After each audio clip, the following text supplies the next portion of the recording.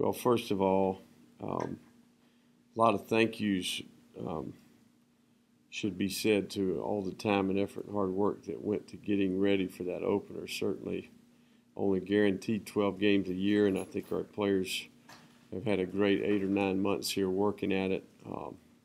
Appreciate the staff's effort, and certainly a lot of support staff and people at the university that helped as well. So we appreciate that. Kind of getting off to a good start here. I do think that the big message for our team is that the margin of error out there Saturday was really big.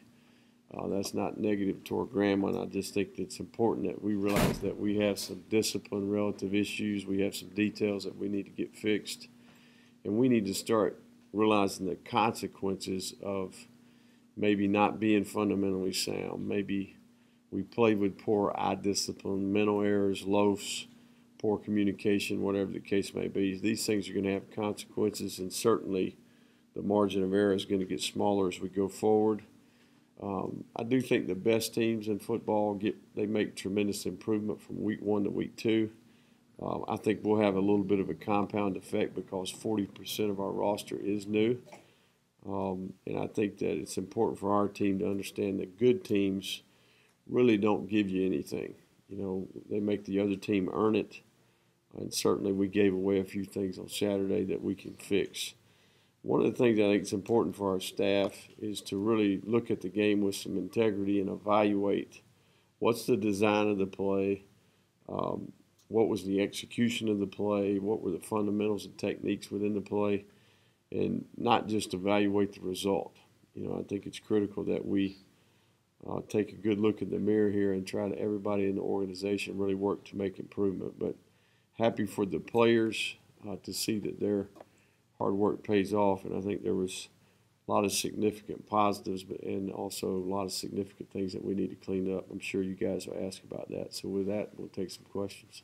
We didn't talk about the defense a lot at all the other night. Right. What was your assessment of that after getting a good look at the film? Well, the good thing on defense is I think we kind of answered the bell. We gave up an explosive play on the opening play of the game, and then we kind of anchored down there and got a stop and made them kick a field goal in the red zone, which was good. And then we had a couple 3-and-outs in a row. So gave up close to 300 yards and probably gave them, 150 of those. So, the big message there is that, like most days, poor eye discipline, a mental error, a couple of loafs can turn into a couple of big plays. But overall, much improved. But in general, I think the margin of error was pretty big out there Saturday. So we need to really go back and look at those things we talked about before, the design, the execution, the fundamentals and techniques within each play, and where we can make improvement. But we've added quite a bit of personnel over there, lots of new names.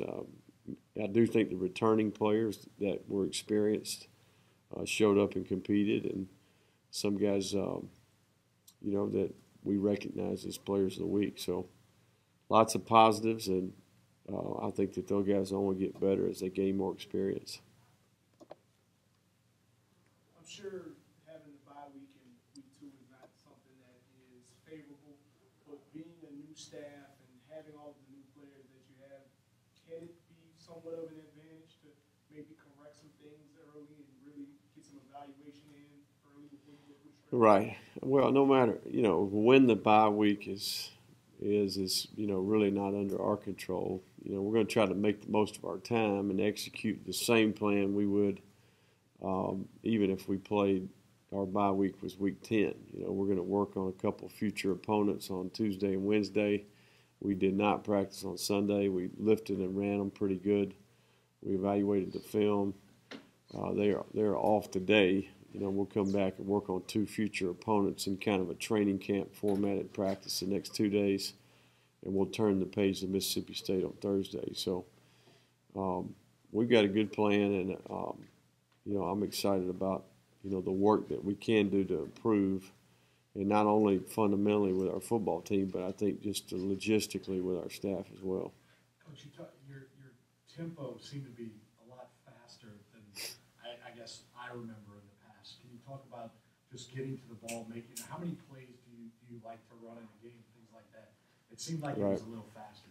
Well, yeah, I mean that's the objective. You know, we want to try to use it to our advantage, and certainly it can change within the game based off how the defense is playing. But you know, we like to create a fifth quarter. We like to get in that 85 play count. I worked for a guy named Todd Graham last year who really, even though he's a defensive guy, he's had several signature offensive teams throughout his career, and some of the things that we've done to speed up our operation, I think, has helped us. And you know, that's the objective. Our defense was getting 3 and outs. We could see the fatigue factor on Grambling's defense, and I think it proved to be effective in the game. So we want our base operation to be really fast, and then when we go as fast as we can, you know, it keeps the defenders off guard. It also keeps the signal caller on defense kind of out of balance as well. Again, after looking at the film or video or whatever, Mm-hmm. Nunez, what'd you like and what you need to work on in the next 2 weeks, week and a half? Right. Well, we kind of view our quarterback as the point guard of the basketball team. You know, it's his job to push the ball up the court, distribute the ball, take what the defense is giving him. And certainly I thought he did a good job of that for the most part. You know, there's probably 6 or 8 plays in the game where he'd like to have him back. But, you know, there's not many plays out there where 3 or 4 things can't happen and he gets to push the buttons, you know. So he's got the remote control in his hand and he gets to distribute the ball. So it's all about decision making, and then certainly when he does throw it, we want him to be very accurate, and I think for the most part he was. But he also benefited from some exceptional plays by some of our skill players as well. It all starts with rushing the ball, you know, and if you're bloody in their nose, you know, the coordinator on the other side, that's his main concern is stopping the run, and that makes the throw game really simple for you. So we did that, and we all worked well together on offense, and overall, outside of the turnover, we met every goal we have. Obviously, was talking about how he just, like he got beat up front. Did you feel the same in terms of your line work? Yeah, for the most part. You know, they're very aggressive and unique in their front seven. They present lots of different variables. I thought it was critical going into the game that we neutralized that. I thought our guys did a good job playing with balance, really covered up the first level of the defense. I thought the backs did a good job for the most part. There were a few, you know, precision issues that we need to work out, but for the most part, they did a really good job. So we kept the concept simple because of the variables on the other side, and I think that allowed us to be effective. So we've got we're going to be, I think, a good rushing football team. I think we have a chance to be really good at that. You mentioned some of the mistakes that you made. Can you give some specifics or some generalities? Well, I mean, I think just in general, the variables for me were different because, you know, you got defense, you got your routine was different. You know, first time routine, even though you kind of have a little plan in your head, you know, get to looking at the wrong things and trip up here or there. But I think just all logistical issues. The things that we did really, really well, that I feel like I did really well, are the things I've been doing for a long time, you know. So just like any of us, you know, with time, the key is to really evaluate those things and have the courage to say, hey, man, I really screwed this up and I need to work at it and do a better job next time. So, and that goes for everybody, myself included. What injuries did you come out with? And then also, did you figure out how many actual true freshmen you ended up playing? And with that, with the true, I was talking about this earlier. It seems like everybody has a different strategy for how they use the four.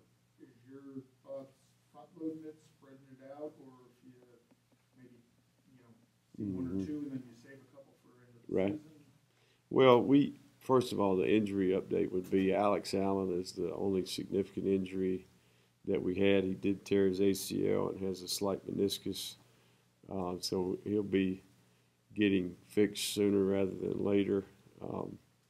Certainly, we're all disappointed for Alex, and you know we'll be there for him and support him as he goes through this process and rehab. Outside of that, we're a relatively healthy team in general. Outside, you know, Sammy Ochoa is still dealing with the same issues. We're still trying to resolve those. we did have 17 total newcomers play in the game, which I think is a pretty large number for an opener, you know. So, but in general, our philosophy is going to be if they can impact the game, we're playing them. You know, I think we're significantly under 85, you know. So we're a borderline FCS team at this point. You know, we're fortunate that we had a pretty good core group of walk-ons here that have been able to buffer that. And I think our personnel department did a really good job. Josh Thompson did a great job with our preferred walk-on program. We added several new young men to the program. It's allowed us to practice better. And certainly, I think in the future we want to feature that program. So, in general, we're going to play anybody that can impact the game every week, and it's just 1 week at a time. What do we need to do to win this week? And certainly, as we get down to the end, we'll make some calculated decisions relative to where we're at down the stretch. But right now, we're just in find a way to get it done mode. Do you know how many of the 17 were true freshmen as opposed I to? think there was 8 true freshmen and 9 newcomers. You know, so couple grad transfers, obviously 3 of those, I think, and then you know, some 3-for-3 junior college players.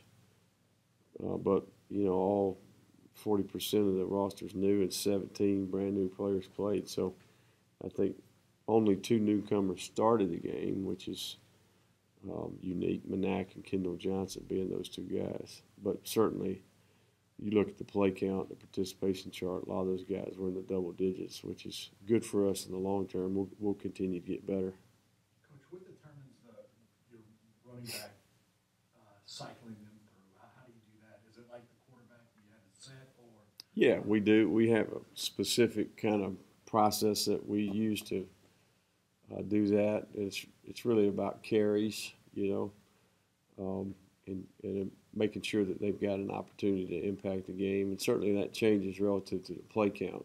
It's not necessarily series as much as touches, but we want to spread those out there, you know, given the nature of that position and keeping those guys fresh. People don't realize that how taxing it is to be a running back. You know, that requires it's everything you got each time, you know, and I think that it's a challenge. So keeping those guys in the game for a long time is not our approach. We want to try to, after a certain amount of carries and touches, we're going to try to put the next guy in.